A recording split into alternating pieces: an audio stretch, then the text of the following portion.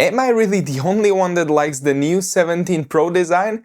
Let me know in the comments. This is not yet a full review, only my first impressions and personal experience after 48 hours of use, so let's see how it was. Let's start with the design, which is definitely one of the most controversial topics this year. The camera island got stretched into a full-on platform, the back glass has been reduced by a third, the colors have changed, and Apple swapped out titanium for aluminum. I'll be honest, when I first saw the leaks, I wasn't really sold on the design, but over time it really grew on me, and now I actually like the design. When I hold my previous 16 Pro Max and the new 17 Pro side by side, design-wise, the new Pro wins for me, no question. I really like the unibody look with that raised platform. I like the back glass being slightly different in color than the rest of the body, and I love how it feels in the hand. That rounded back edge is super comfortable. Personally, I really like the new design, even though I know many people won't feel the same. Along with the design change, Apple has also swapped titanium for aluminum this year. Apple immediately claimed better heat dissipation, talked about vapor chamber, and yeah, during the first setup it didn't heat up nearly as much as my 16 Pro Max did, or even my backup ancient iPhone 11. If someone says this was just a cost-saving move by Apple, I really don't think so. This unibody design probably isn't as easy to manufacture, even if the material itself is cheaper. However, when it comes to durability, I'm sure you've all seen viral videos and photos showing how easily this thing scratches. And yeah, aluminum is definitely softer, I won't argue that. Apple has also dropped the ball on the sharp edges around the top and near the glass, but the rest of the phone should actually be pretty scratch resistant, which Jerry Everything also showed in his video. Unfortunately, yes, aluminum is way softer than titanium, so if you drop it, the metal will dent and scratches will be a lot more visible, especially on the colored versions. But overall, durability?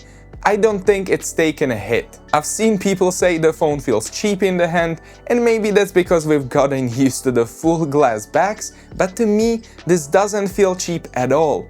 I still think it feels premium and also more comfortable thanks to the rounded back edge. I also saw a video showing the back glass flexing, but I have to say, on my unit, that's not happening at all. And aside from the material, I really appreciate the camera platform from its ergonomic standpoint. I used to rest my finger on the camera ridge on the 16 Pro Max, and now with this raised platform I can rest it even better. And whether you use it with or without a case, the phone wobbles way less when lying on a table. One thing I'll mention, though it matters probably to like 0.5% of the people, is that at least the orange version, and I assume the silver too, barely shows fingerprints. I've held it in my hands probably a million times while shooting this video, and what you're seeing now is how it looks with zero wiping. That said, mine is going straight into a case for the rest of its life, so fingerprints don't matter that much. As for the weight and comfort of use, I can't make a perfect comparison with the previous generation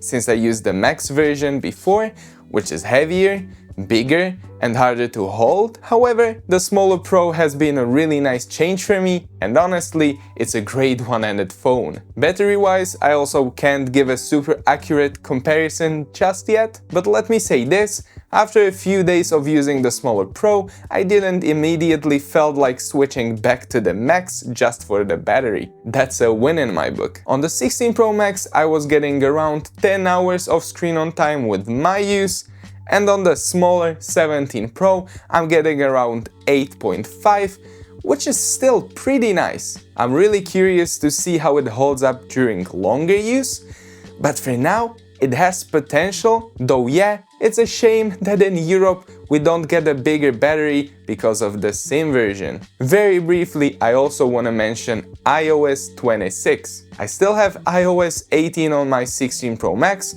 not for any particular reason, I just haven't updated yet, but of course the 17 Pro came with iOS 26 pre-installed. And while I do like the new visual design, the system still has quite a few bugs. Sometimes icons on the home screen reload, animations can stutter here and there, and even though this phone is insanely powerful, it doesn't always feel like it. I'm sure Apple will polish it up over time and it will be great, but for now, it's not quite there yet. There's also a change in the display, both in the brightness and in the anti-reflective coating. As for the coating, I can't really say much because I immediately slapped a screen protector on it, which made it as reflective as before. And since I haven't had any sunlight since I got a phone, using it during the day felt pretty much the same as before. And lastly, the cameras, which is the thing I was the most excited about in the first 48 hours. What I really like is the new 40x zoom. Not for taking crazy long distance shots, but more for something simple, like when I want to read a sign in the distance. I forgot to include a phone example in this video, but imagine wanting to read a small sign on a parking lot pole. You just zoom it in, and boom, it's readable. The zoom goes up to 40 times now instead of 25, and I feel like the photos are slightly sharper too. One annoying thing though, the minimum focus distance is around 20 centimeters, so pretty much every lens keeps switching over to the ultra wide for close-ups. As for the main cameras, they take great photos just like before. What's new is the telephoto lens now has 48 megapixels instead of 12, and the thing that made me the happiest, the new 18 megapixel selfie camera. Not because of the megapixels though, but because of the new square sensor. Thanks to that square sensor, you can switch between horizontal and vertical selfies without rotating the phone, which is amazing. So many times I've tried to take a group selfie horizontally and one person was looking into space while the other stared at the floor. Hopefully that's finally over. And on top of that, you can also switch between the regular and wide angle modes